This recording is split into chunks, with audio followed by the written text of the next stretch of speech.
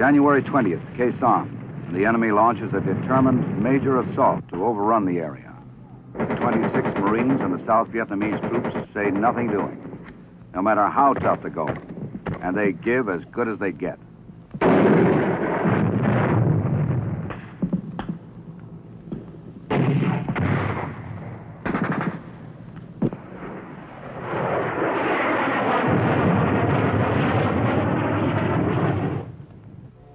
Whenever there's a chance, dig in a little bit more. And before you know it, there's more of Khe Sanh below ground than on top of it. Safer that way when the enemy starts lobbing them in.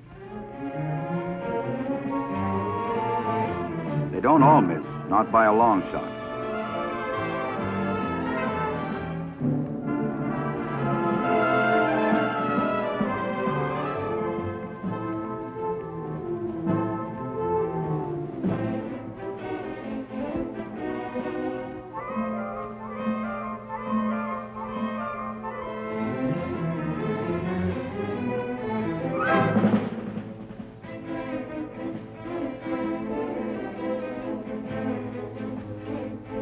Casualties are soon on their way to a hospital via medevac. Air support is tremendous, almost around the clock. And the Marine in the trenches of Khe Sanh knows his buddies up in the sky are doing everything possible to ease his situation. Add long-range aerial support day and night, and Khe Sanh holds out week after week for 77 days in the face of the numerically superior enemy forces. Aerial resupply is the only way to get the necessary cargoes of guns, ammunition, and food into Khe Sanh. And day after day, aircraft load up in Da Nang, take off on mission after mission. It's no picnic. Heavy enemy artillery fire makes every landing a game of chance, and some of the planes don't make it. But they come rolling in because the Marines in the trenches need the supplies. Cargoes are unloaded in seconds, and the aircraft barely stop rolling.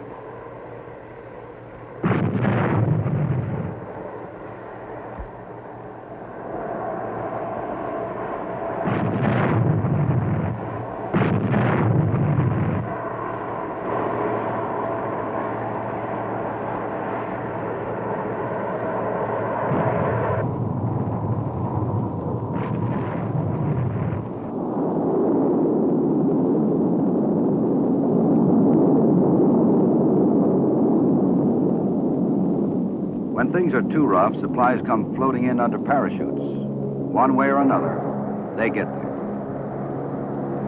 Just 10 days after the initial assault, and while intensifying the pressure on Khe Sanh, the enemy launches his wide-ranging Tet offensive. For the Marines, this means Hue City.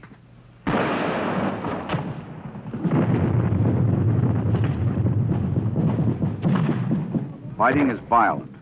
And if ever a Marine had to rely on his own quickness and toughness, this was it.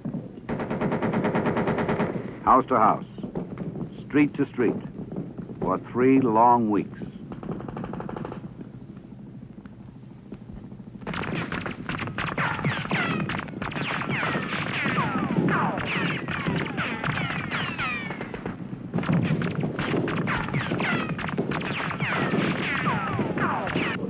Casualties are heavy in the house-to-house fighting, and the enemy resistance is stiff.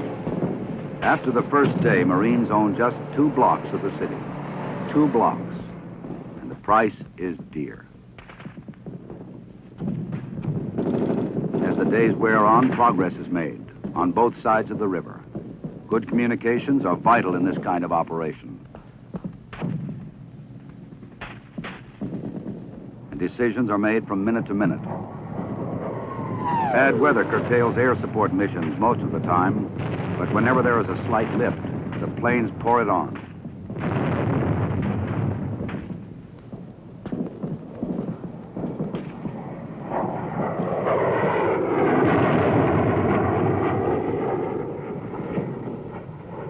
Maintenance and repair for equipment, tanks, guns, everything is a continuing problem.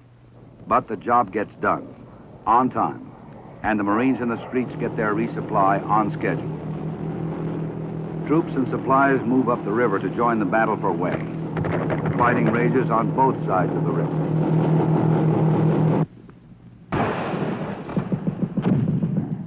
After almost 3 weeks of some of the war's toughest fighting, the end is in sight.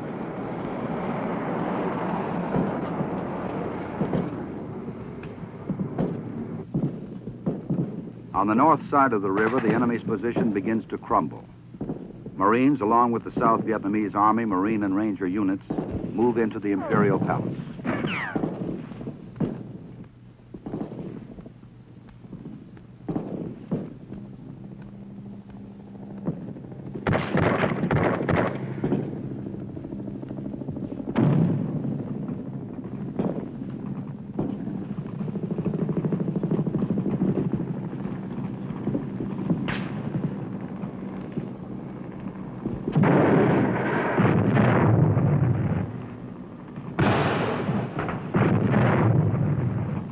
And on the south side, Marines are securing the city, mopping up nests of enemy resistance, still house to house.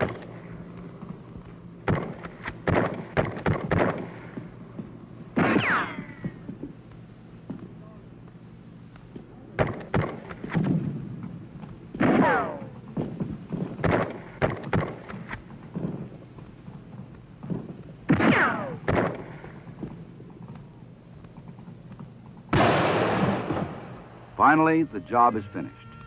25 days of heavy fighting. Enemy losses in the thousands. And each Marine knows he's been a part of a historic battle. Knows he rates the traditional, well done. But Khe Sanh is still under siege. The Tet Offensive is still underway. And more troops may be needed.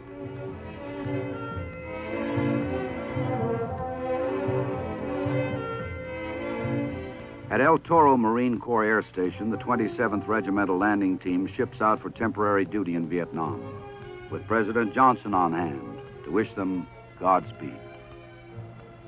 At Quang Tri, at Hue, at Da Nang, at Khe Sanh tonight, United States Marines stand squarely in the path of his plan. Freedom's defense could not be in better hands. During the same month, the Women Marines celebrate their 25th anniversary. Formed during World War II to release Marines for combat duty, the Molly Marines have become a permanent part of the Marine Corps. Performing non-combative duties, they have allowed more and more Marines to do what they do best, fight. Vietnam is no exception.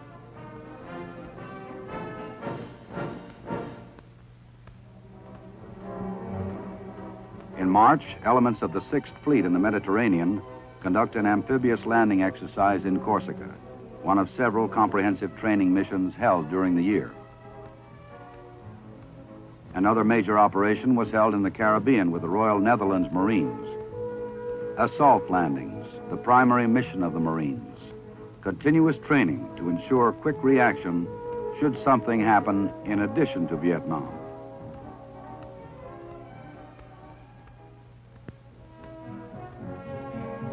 Khe Sanh. In March, the siege by the enemy is still underway, but now the end is in sight. 2.5 months of shelling day and night. No hot chow, mud and grime, red dust. But now Marines are moving out into the hills looking for the enemy. The pressure is dropping.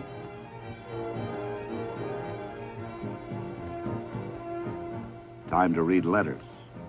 A month earlier, you might have carried a letter 2 or 3 days before getting a chance to read it.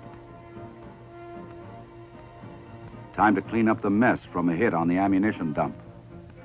Time to start getting back in shape. Khe Sanh combat base holds. Prevents the enemy from gaining free access to the northern provinces, ties down 20,000 North Vietnamese soldiers, and triggers severe attrition to enemy forces. Why didn't the enemy attack? Because airstrikes kept him pinned down, and because each probing action was crushed, any major assault would have met the same fate. April, May, and the day-to-day routine in Vietnam continues. Maintenance and overhaul of weapons and equipment, repairing battle-damaged items, keeping the troops supplied.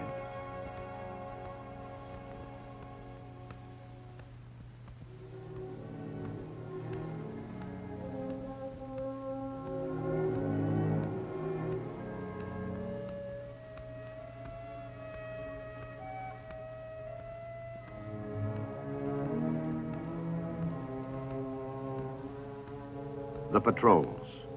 The countless patrols into enemy-held territory. The relentless probing for action.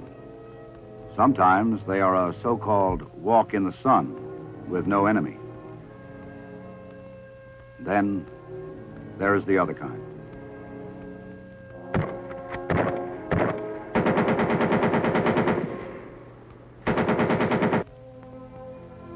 The Marines have time for more than combat action. They are continuing psychological operations designed to weaken the enemy and strengthen local influence. For example, the plastic balls and pens given away to villagers carry a message. A message to enemy soldiers to stop fighting and join the South Vietnamese. Offer rewards for disclosing the location of caches of weapons and ammunition.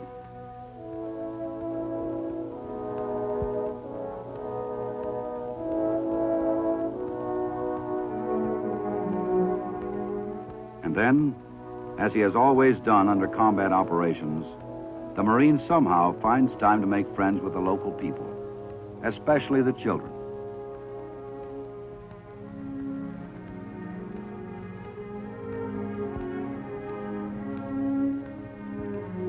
It's not just in the cities, but right out in the villages. For example, vaccine may be made available for cattle, but at the same time, Marines show villagers how to administer it, how often.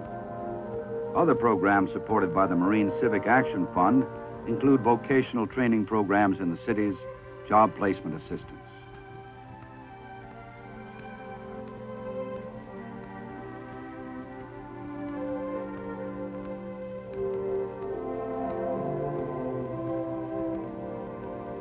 It still boils down to individuals, though, one Marine befriending one Vietnamese.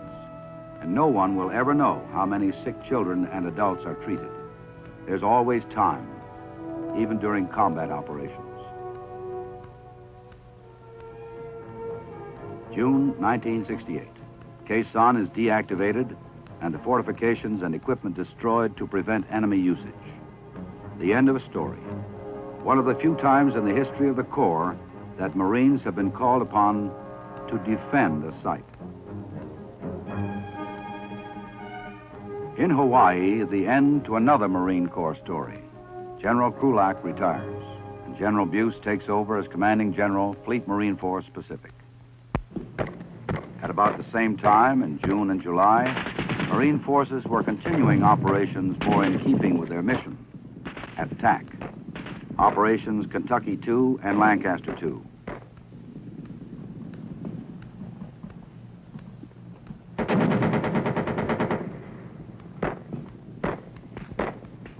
As always, air support is close at hand and on target, thanks to the air controllers and spotter planes. A new Marine aircraft makes its debut in Vietnam in 1968, the OV-10A Bronco.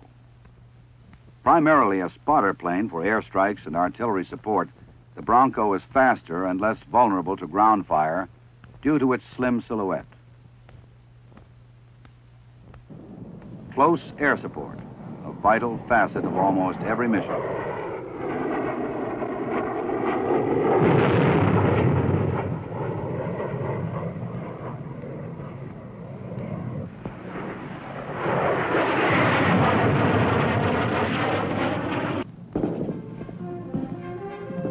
A man's responsibilities in a man's world. The Marine accepts it, and sometimes the cost is great. The results of the small patrols that are so much a part of the Vietnam War. Sometimes prisoners are captured, or in many cases they defect from their units. A continuing reward is the discovery of stockpiles of enemy arms, ammunition. Many times stores of food and rice used to feed infiltrating troops.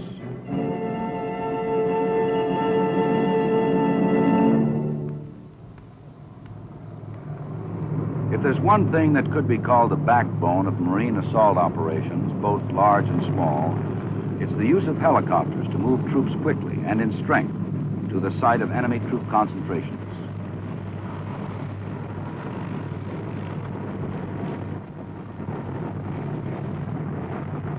Reaction time is almost immediate, and the element of surprise adds effectiveness to each mission.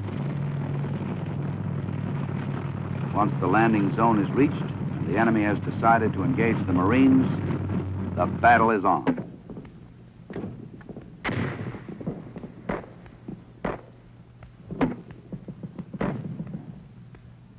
Support and resupply of troops in the field comes from above, from the big CH-46 helicopters that bring in the ammunition, food, and water, and artillery pieces, whatever is needed, when it's needed.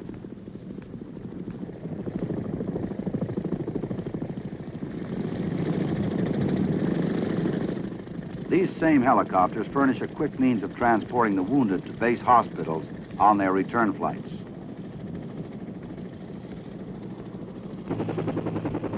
Medivacs to howitzer lifts. The CH-53 is a fantastic workhorse. But what about acrobatics? The blueprints say no. But a Marine and a Sikorsky pilot say yes. And over she goes in maneuvers over Long Island Sound.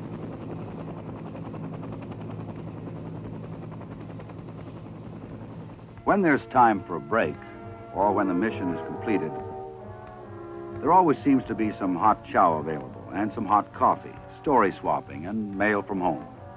You don't have much time to see what the other guy is doing in a firefight, so you try to catch up afterwards. Training, the heart of the Marine Corps. It goes on even out in the field, in between combat missions. Being ready, knowing how, a hallmark of every Marine.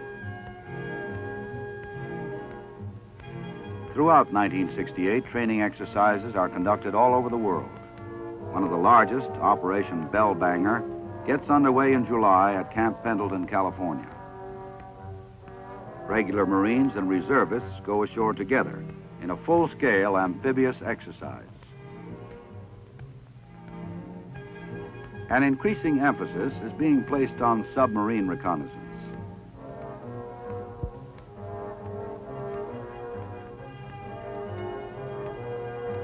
And special teams are popping up in training exercises all over the world.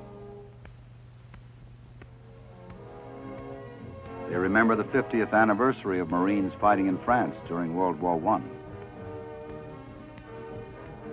And they honor the oldest living Marine Medal of Honor winner, Horton, his fighting done in Peking in the Boxer Rebellion. August, the Apollo 7 launch. And Major Cunningham takes the Marines into space, a long way from the Boxer Rebellion.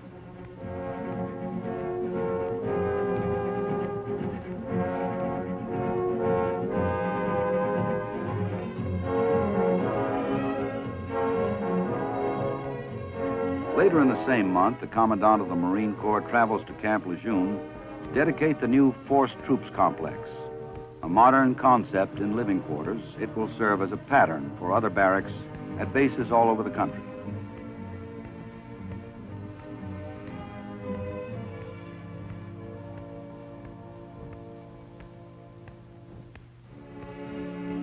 Also in August, President Johnson awards the Presidential Unit Citation to the 26th Marine Regiment for their action at Khe Sanh.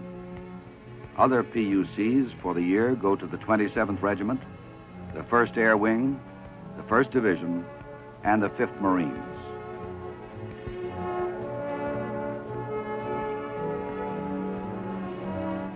A lot of Marines, each one doing a man's job in a man's world. Members of a team, yes, but each one depending on his own capability to see the job through. Capability stems from training.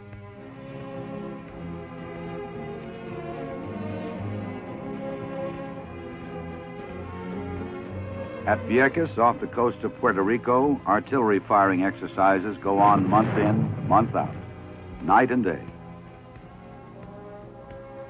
September, Operation Swift Play 2, Scotland 2, and the Marines are still in there doing their job, pushing the enemy further and further back.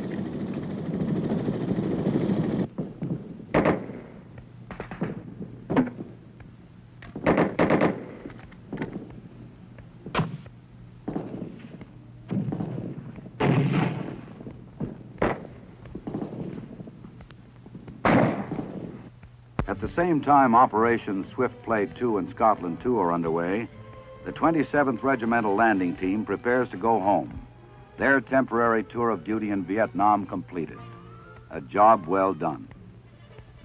The Marines are on the move, enemy action reduced, and the 27th can be released for other duty.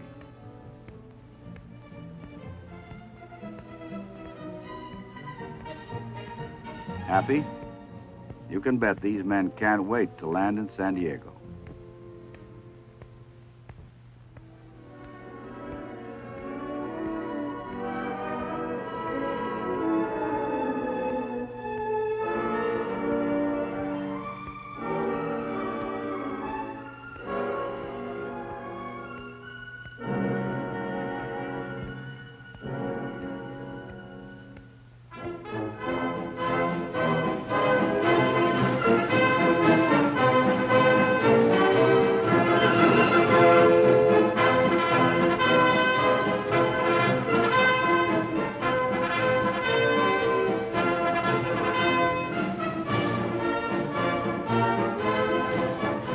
Marines have marched down a lot of streets in a lot of cities. But the welcome in San Diego for these Vietnam veterans is about as rousing as any to date.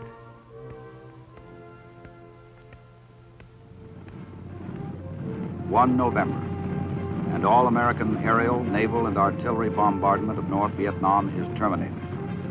Yet the ground fighting goes on. The walks in the sun continue. The hell-born attacks still mount up.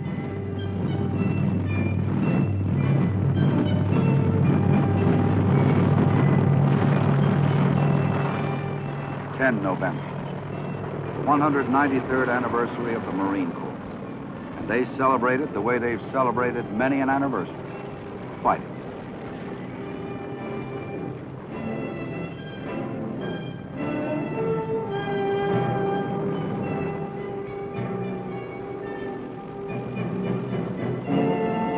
Two weeks later, Operation Meade River kicks off, the largest Marine combat helicopter effort in history. 3,500 Leathernecks airlifted into some 47 different landing sites to encircle a large enemy contingent.